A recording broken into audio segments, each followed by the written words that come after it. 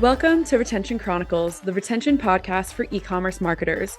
I'm your host and fellow e-commerce marketer, Mariah Parsons. Tune in as I chat with e-com founders and operators all about customer retention. Think marketing, ops, customer success, and customer experience. We cover it all and more, so get ready to get real with retention. Here is our newest episode. Hello, everyone, and welcome back to Retention Chronicles. I'm psyched for today's episode. It's going to be a great one. I know we originally met Misbah at Shop Talk Fall, that is, and that's in Chicago. First time they did it, and it was a great time.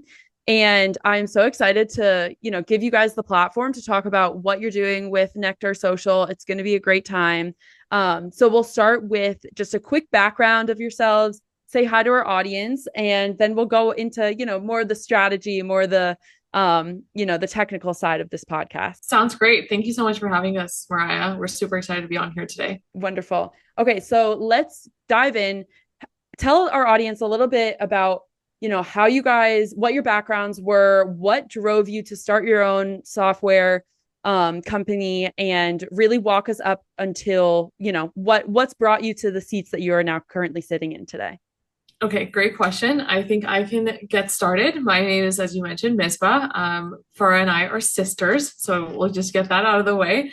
Our backgrounds, I can share mine a little bit. So started off my career journey in tech was at Microsoft for many years before transitioning to Meta.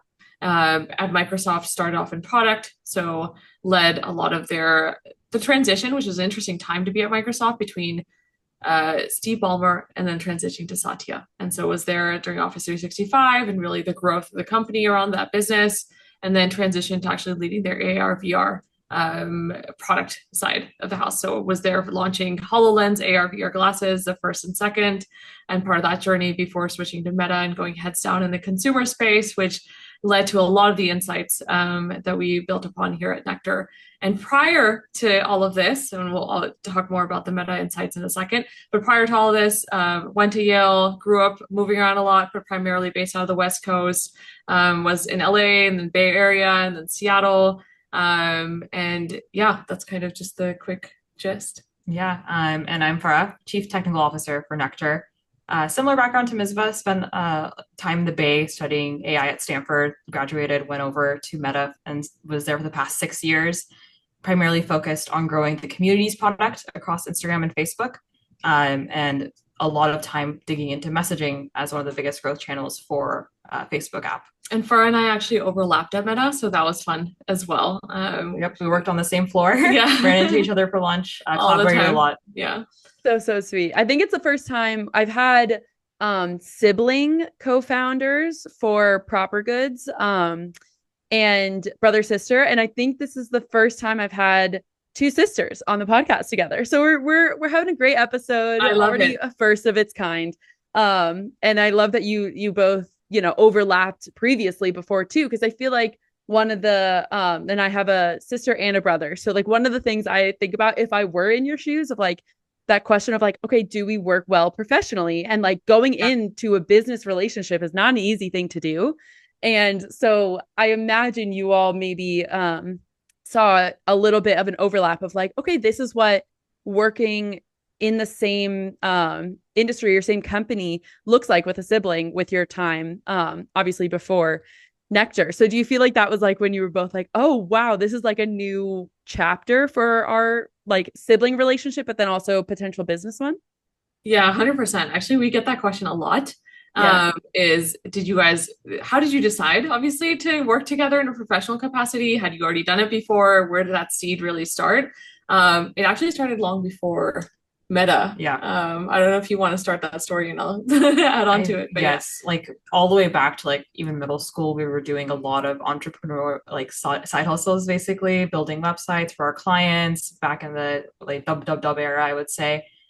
Worked a lot together in general. I spent all of my time going deeper on the technical side, Misbah kind of building up the product chops. So you're really good in terms of like having our separate skill sets and complementing each other a lot. And we found that at Meta as well. Yeah, I mean, just to add on to that, like early 2000s, imagine a world pre-Squarespace, pre-Wix, I was kind of a very nerdy 12-year-old. I asked for a domain name for my birthday to my Oh my parents. gosh, stop. That's really, If what you can domain name imagine can you share? that.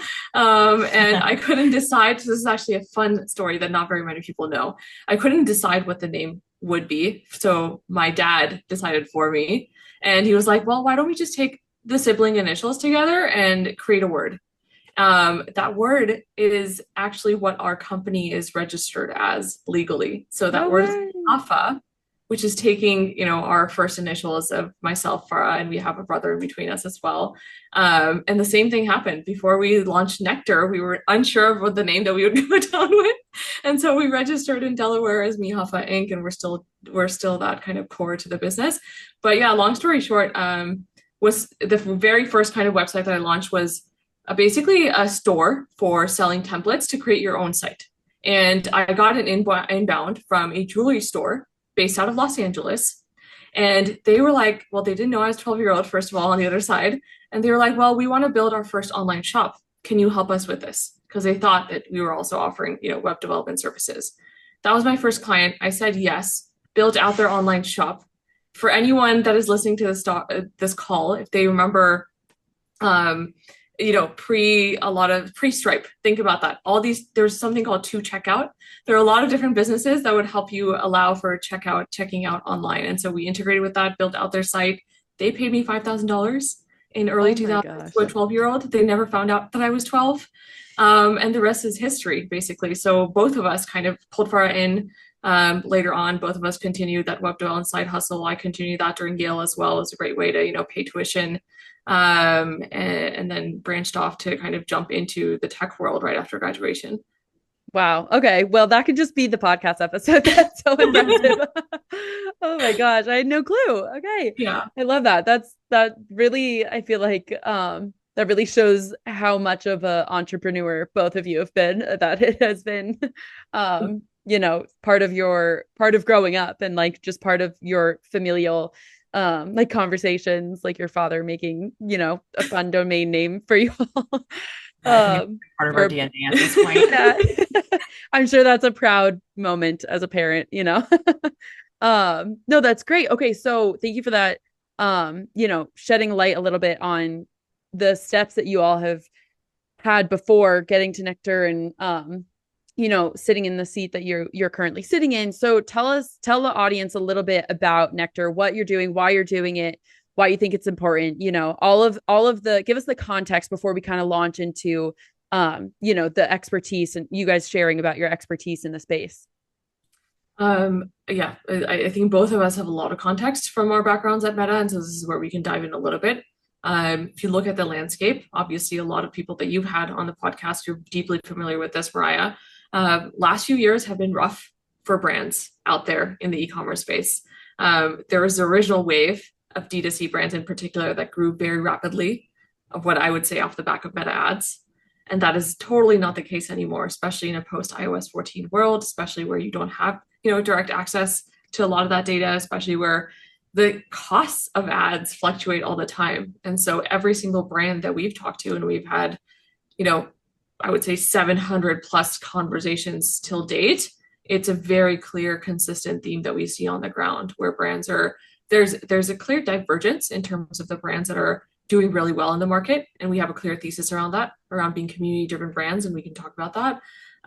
But there's just a lot of opportunity in that landscape. And at Meta, in parallel, we had the front row seat towards seeing how shoppers are changing in terms of how they discover products, right?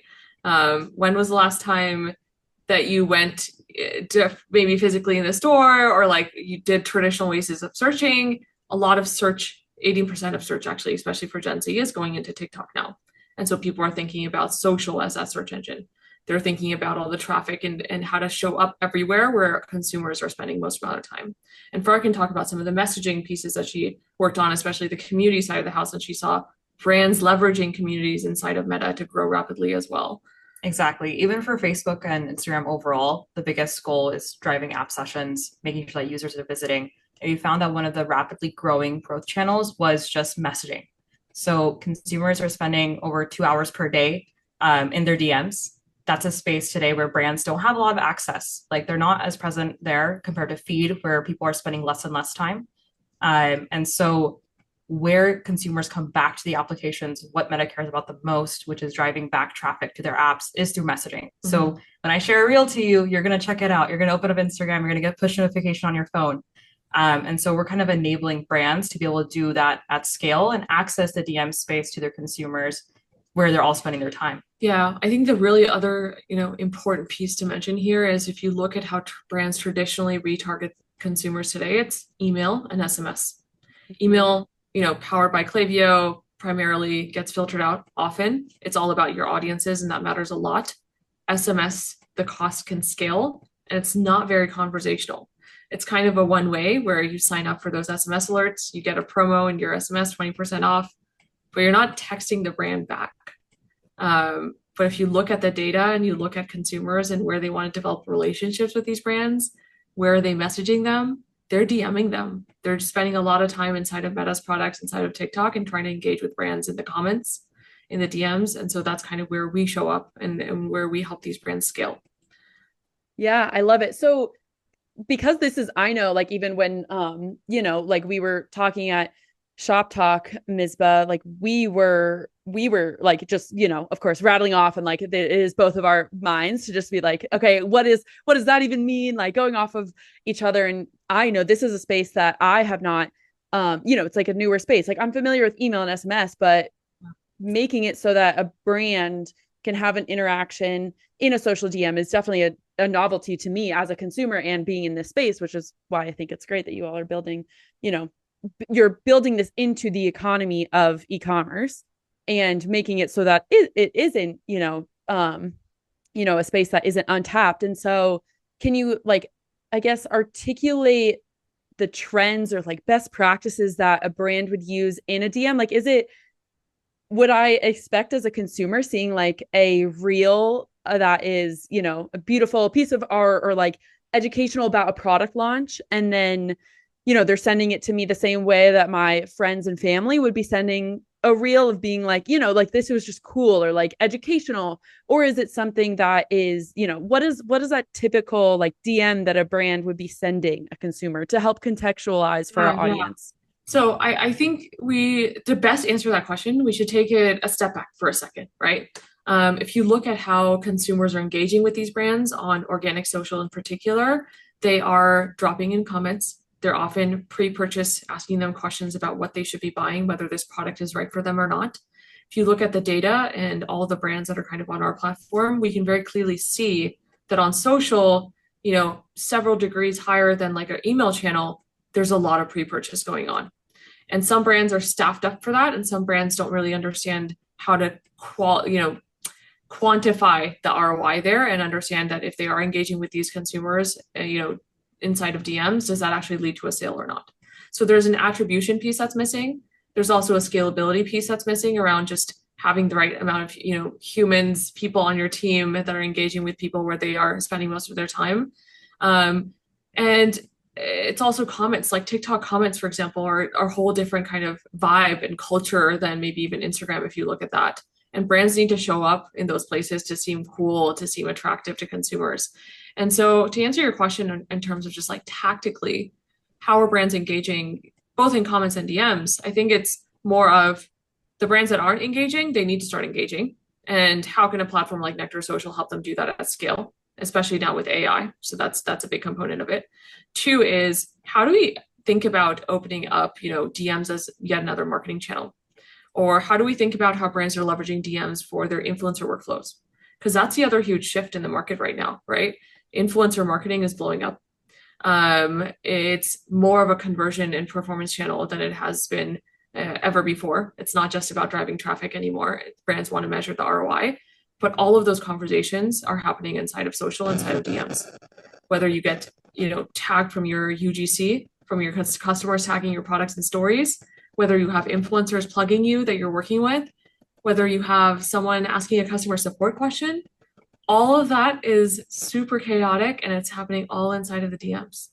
And so that's kind of the problem that we're really trying to solve for these brands, is one, making sense of the chaos, but then also being able to attribute your efforts in that space to revenue directly. And that's probably the biggest kind of novel takeaway. And maybe Farah, you can chime in on that piece as well, is paid social, different story, organic, huge gaps. And that's kind of where we're thinking very deeply about. Yeah, one mechanism we're able to do is basically stitch the end-to-end story. So when, someone on customer support is sending a product recommendation to someone asking the DMs, we're able to show that, hey, this consumer down the line actually did decide to purchase or not. And I think the other big aspect here in terms of DMs is we want to enable brands not just to meet the bar in terms of like already the amount of traffic they're getting and their comments and DMs, but actually multiply that. Because consumers that are engaging with you inside of messaging, they're more likely to convert, they're more likely to stick around.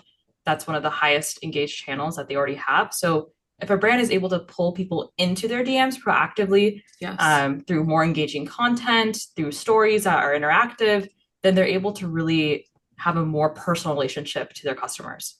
I love that. Okay, so with like interactive stories, do you see, and this is getting a little bit niche, but just quick question, do you see like people, like brands using that customer data too, to like say if it's like, a poll or something like that on a story that someone is that consumers are responding to, then taking that? Because I feel like that's also right, like everyone wants conversions, data, like those are the two things, data. right? Yeah. We are the first social customer data platform. It's all about the data. It's all about understanding who are your most loyal fans, who are the ones that have just started engaging with your brand, who are existing customers, who are new customers. All of that is possible for the first time now with our platform. And then to your point, if you're posting a poll in stories, if you're posting content on your organic social, if people are engaging, if you're trying to get people better understand what they want to buy, maybe they're saying, oh, I like blue and I want green, whatever that is, we are capturing all of that data for brands to be able to make sense of it and then ultimately personalize how they engage with that consumer. And whether that's for marketing purposes, whether that's through customer support, but at least, have access to that data. That's step one, right? And then the AI piece we'll talk about in a second where that magic comes in, but you're right. It's all about the data.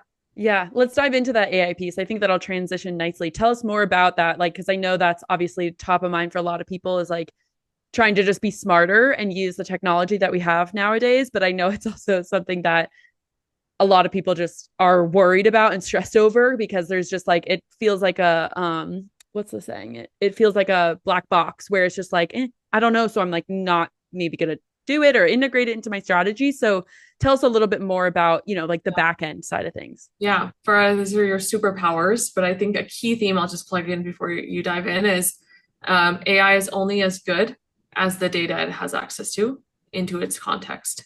And so with that, keep that in mind. And then Farah can kind of chat about all the signals that we pull in. Exactly. So because Nectar Social is not just integrating into your social platforms, it's also integrating into your shop, your any other pieces of knowledge that you already have that your customer team, for example, or social team is using to already answer questions. We make that available to the AI. And so today it's not just enough to, have an LLM bark instructions at it and expect it to do the right thing. It has to be fed all the appropriate context in order for it to give an appropriate response. So we really try to capture that nuance because social is extremely nuanced as a surface. The way you're talking on comments is different than the way you're talking to a customer on DMs. One is private, one is public. The way you talk on TikTok is different than the way you talk on Instagram sometimes. Same thing for Facebook. And so for us, we kind of make sure that all of that information, all that context, where are you responding? What do you know about the shop? What is the most relevant? Who's this customer's name? What is their background? All that information is fed into the LLM so that it can generate a response that's already similar to the way your brand is replying today. So one thing that we also train our LLM off of is, historically, how is this brand already talking to their customers publicly? And making sure that from the very start, Nectar Social's AI is basically your community manager in a way. It already has that tone of voice as needed, and you're able to fine tune that as well. And we have 100 different toggles if you want to get really into it. Yeah. Some brands like to be very high touch. Some brands are like, this is great from the get-go. But that's something that we really pay attention to. Yeah. No, thank you, Farah. It's so interesting to know like the back end. And I know there's so many different applications of AI where it's like, as a marketer myself, I'm like, I need to be diving into this. Like, I totally relate to, brands who, the brands who you all are working with, where it's like, how do you even, it can seem so giant to be like, how are you pulling in all the things that you're doing and then feeding the AI correctly so that it can help you be more effective or more efficient down the road. And I love, pointing out that your how you interact in a comment versus DM when it's public versus private. Um, how are you reacting or interacting across the different social media platforms? Like understanding, I guess the not like the environment, but like the ambiance, I guess is what I want to say of like each platform. Like as where I sit today, I would say TikTok is a lot is less formal. It's a lot more informal for like how brands are interacting. They're a lot more just relevant to pop into other people's DMs or right, like they'll respond and it'll be, chaotic in the best way, like chaotic good.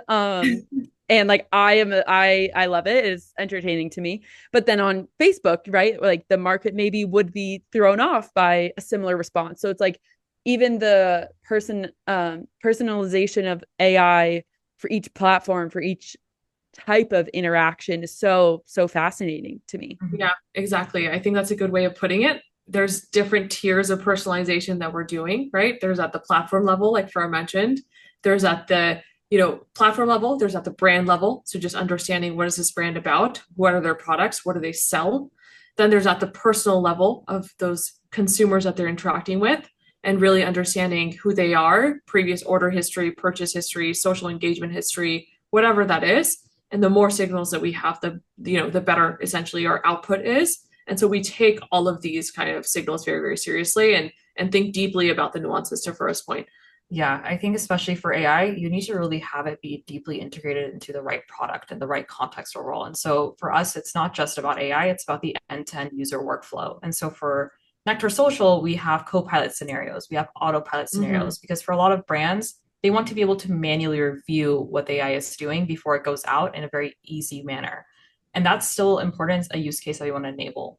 Yeah, no, I'm glad you brought that up. Yeah, go ahead, Misbah. Are you gonna I say was just something gonna else? say, yeah, human in the loop, very important in terms of the just the overall industry right now. As to your point earlier, I think you were saying, hey, there's a lot of buzz around AI, but is it actually useful? Is it actually being used in core workflows? And I think for us, the biggest thing is because we prioritize this level of data from the get-go, what we're outputting is being used on a daily basis. In fact, we can talk more about the numbers a little bit in a second, but we're seeing a high amount of retention and usage and a lot of growth month over month in terms of graduating from using Copilot to then using autopilot scenarios and really being able to automate the things that are just so repetitive for these brands, so they can focus on higher priority tasks. Yeah, for sure. And even like I want the audience to think about like how many, if you post something on LinkedIn, even if it's like, your personal, Yeah, it's not even like for your company, right? It's like a personal post. Because I think this will make it like most relatable. For people who maybe aren't even operating brands of you see like how much time goes into like then interacting with all and responding to people who are or even on Instagram, right? Like responding to people, reacting, thinking of like what should I say to this person, so right? much. Like it's Yes. so much. Yeah. Which is all something where, I think AI could serve that like um hand holding to kind of like decouple the person from like, oh, I need to be the ones like doing this, or like some of the fears that are around like how much do I let AI kind of control like consumer experiences or personal experiences. Because I know that's also like roped into the conversation around AI is like, when do you have that human interaction coupled with AI? When should it only be a human responding? When should it fully be a human or fully be an AI solution? So it's like that. I like the co-pilot and the autopilot discussion there. Um, Exactly. yeah, around like what maybe is best for that brand or that platform or whatever else, whatever Yeah. other all the other factors that you all are, It's also taking really into account. interesting because we have a lot of brands that are in like the beauty vertical and the health and wellness verticals and like, eh, especially in those two verticals, we see a lot of that where the brand man like the marketing social managers or the CX team inside of the brand is like constantly having to deal with inbound from consumers where they're asking kind of tricky questions And so then they're like, well, how do I respond? Can you give me ideas? Do you see like what are other people doing? I'm just like, this is great. And then they see Copilot and they're like, oh my God, this is like a breath of fresh air, because now they're not sitting there trying to figure out how many different ways they can tell someone that this model that was featured in our ad is like, the right model for this, product, or like, it's just a lot of kind of types of questions that people get on across their content. It's always so much energy just to reply to like a regular comment, and then you add in the layer of like, okay, I need to check the ingredients for this product. I need to check the manual, make sure I have everything teed up and correct. And so we really want to make that easier. Yeah. No, that totally makes a lot of sense, because it definitely weighs on, like, just because it is quite literally, social has become such a big support, customer support channel, right? So it totally makes sense. I want to, I want to go ahead if you're gonna. Yep. I was just saying it's a public channel too. And so when dealing with customers like responses in the comments of an ad that you're running, it's extremely like important to get the right impression and the right way of saying something. Yep, you're so right, Farah. Yeah, it's like that added pressure of like, oh my God, I'm about to like launch this into the universe. What is it gonna, what are the ripple effects gonna be? I want to talk about, we hinted at it, but like ambassadors, affiliates, and influencers. Because I think this is like, I'm just hearing constantly a lot of chatter about, influencers. How do we make it so that we're staying on top of what our influencers are doing? How are you making sure that, they're the right people for us, or maybe another year of partnership isn't the right fit? Like quantifying the attribution and the conversions from social into, bigger business strategy. So can you, I guess, tell the audience a little bit how you are like defining, like, okay, this is how we attribute XYZ influencer using DMs for like this brand in that way? Yeah, there's a couple key things I think that are interesting to understand about how brands are using influencers, and just more broadly standing up other kinds of ambassador programs and affiliate programs. There's different tiers to how you're leveraging influencers. So if you look at, I know recently was talking to like Brooks Running or Poppy, or even one of our customers, Solo Wave. They have different tiers of the types of influencers that they work with. There's a lot of influencers that they may be seeding free product to, in exchange of just like potentially that influencer sharing and talking about them. Then there's more sponsor tiers. And then on top of that, I see a lot of brands doubling down on their ambassador programs to activate their existing customer communities, to start talking about them in a way that is a little bit more structured.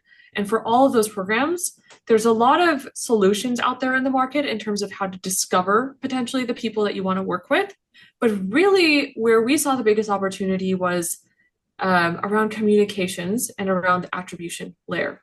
And so being able to scale a lot of those manual workflows inside of brand marketing teams that deal with having to stay on top of all the influencers that you're working with, having to build that relationship with these influencers.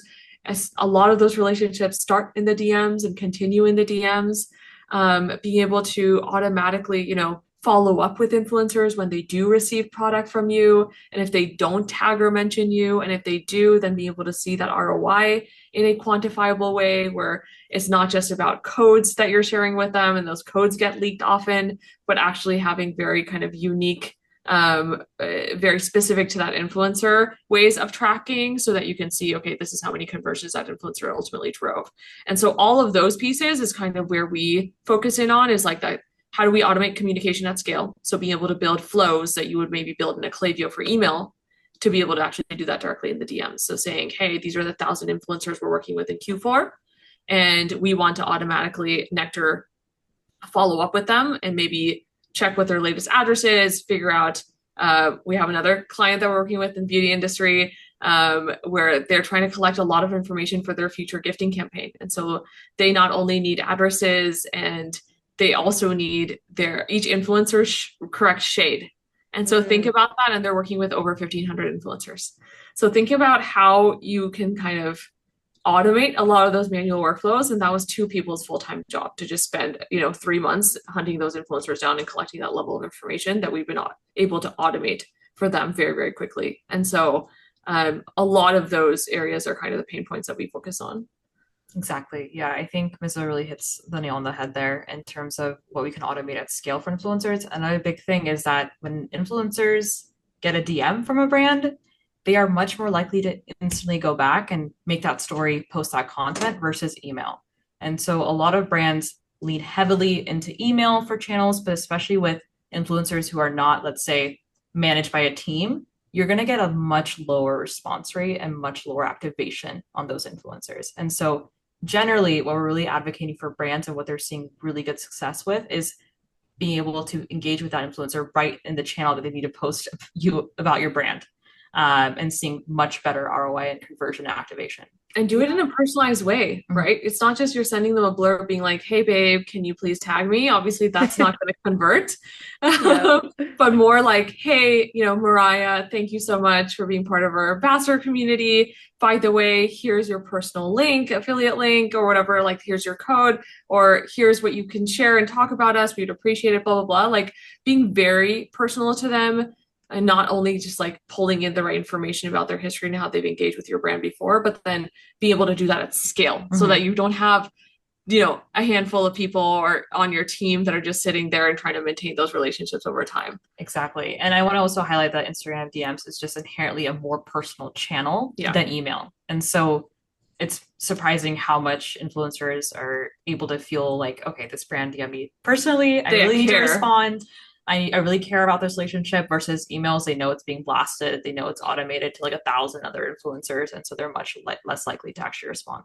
Yeah. It's a great point. I mean, it's something that with Malomo, for me, I see all the time of like, it really, personalization really does pay off. And like being able to segment customer experiences by, that's email and SMS right now, which I know we're focusing on social, but even like going that extra length and seeing like how much people really do honor or really do respect brands who are going that extra mile of like making you feel like you are besties with the brand. Like it is all about what, if someone is shopping with a brand for that specific purpose, it's going to keep them to come back, right? Rather than shopping on, a marketplace or, a big box retailer. If they are the type of consumer that wants that experience and brands can give it to them, they're going to be coming back to shop for more. Exactly. Which is the powerful play. Like I know we've been talking about acquisition and attribution for the business strategy, but retention is like, it's right next door, right? Of everyone who shops with brands specifically, a lot of them are following that brand on social media, but there's also a lot of people who aren't, shop customers, but who follow brands on social media. I think we had a guest on who said like 60% of consumers, 60% of social media followers weren't consumers for like a specific brand, right? They're going to that brand for the educational content or, the entertainment, or they just like the brand, like the visual appeal, the visual aspects of it. So it's a really, really cool spot to sit in. And I'd love to hear both your opinions on like customer retention. How are you seeing brands once they kind of lock down, like, okay, this is how we're attributing and this is how we're, using Nectar and AI to really facilitate like these types of interactions? How do you see that pay off on the customer retention front? Well, now for the first time ever, brands have an understanding of who they're talking to. So that's step one, right? Two, once they know who they're talking to, they're able to understand whether that person is actually purchasing from them or not, or where they were just about to purchase from them and decided not to. And so those are the instances where those brands are really able to capitalize now directly in the DMs and say, hey, Mariah, love that you checked out this product from us recently. Maybe you have questions that our team is able to answer, and we're here on standby whenever you have questions, right?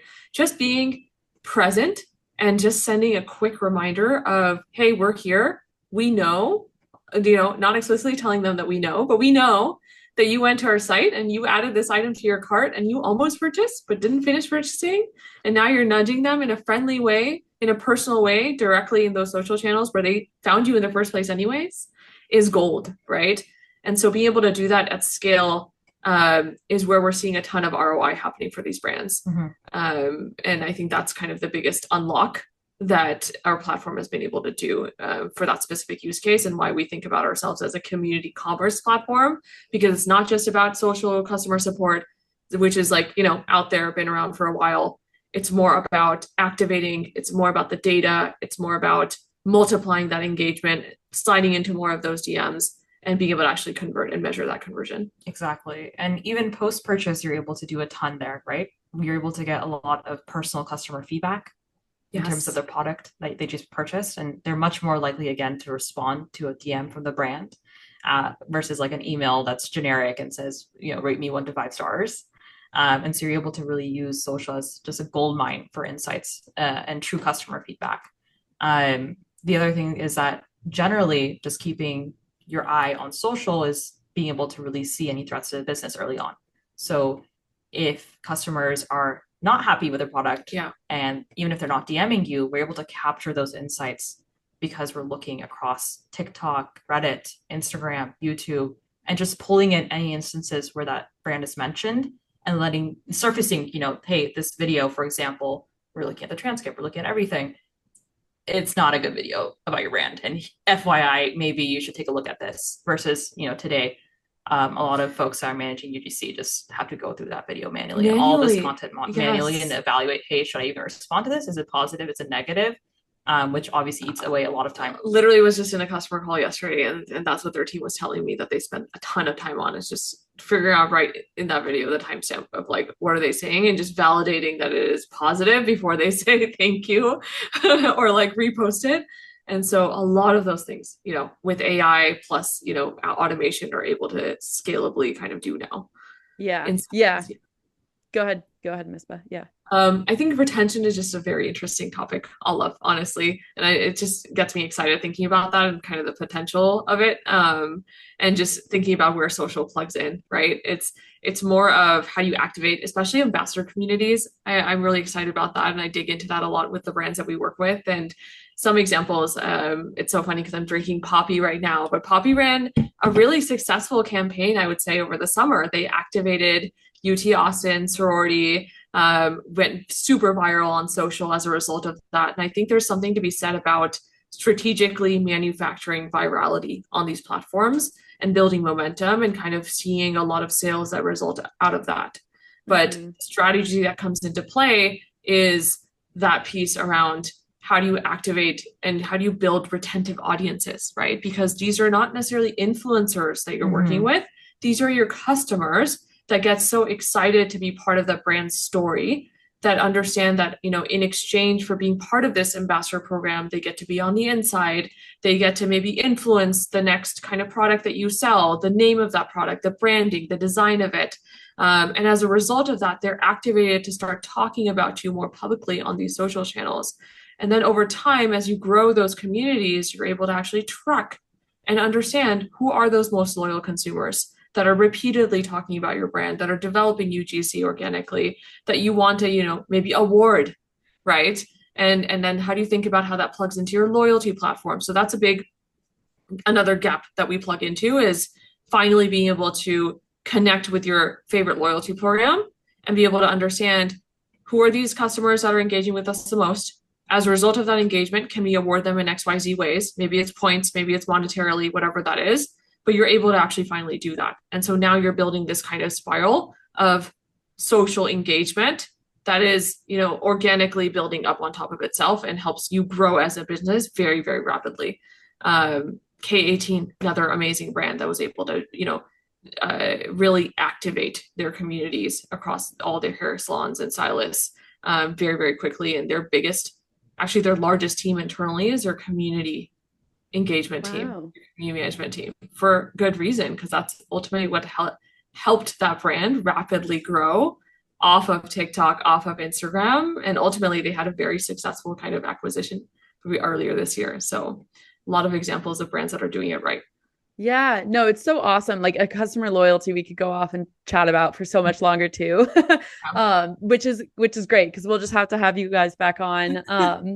Because I know we're at time and I know we've been talking, just it's so interesting. Like social media is just, it's a whole industry. If people aren't already aware of that, then after this episode they will be. So thank you, Farah and Misbah, for taking the time. I'm so excited we got to get you on the podcast I know, you both are very busy. So I really appreciate you both taking the time and sharing your expertise here today. Thank you so much for having us. Yes. Thanks, Farah. Thank you so much.